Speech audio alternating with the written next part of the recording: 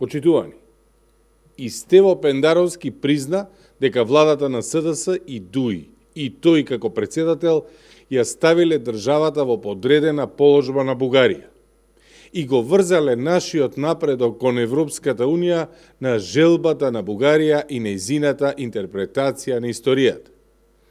Самиот Пендаровски кажа дека откако историската комисија од двете држави ќе се согласат за одредена личност, тоа треба да го прифатат двете влади.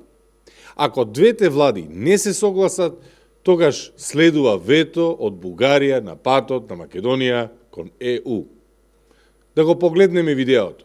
Комисијата составена од 7 македонци и 7 бугари од таа страна. Разговара за кој сакаш? Сандански разговара. Да. Ако се согласат двете страни, тие упатуваат препораки до двете влади. Двете влади, ако се согласат, Што ако не најде? блокада од Бугарија. Блокада од Бугарија. Вето. Го прашуваме Стево Пендаровски дали уште е на овој став или и тој го сменил, или треба првин да праша во СДС дали може да има уште таков став. Стево може да побара одобрување или да најде изговор или нова интерпретација, но фактот дека тој и СДС и ДУИ ја заглавија Македонија нема да се смени. Стево Пендаровски е најконфузниот политичар кој некогаш бил избран на било каква функција во Македонија.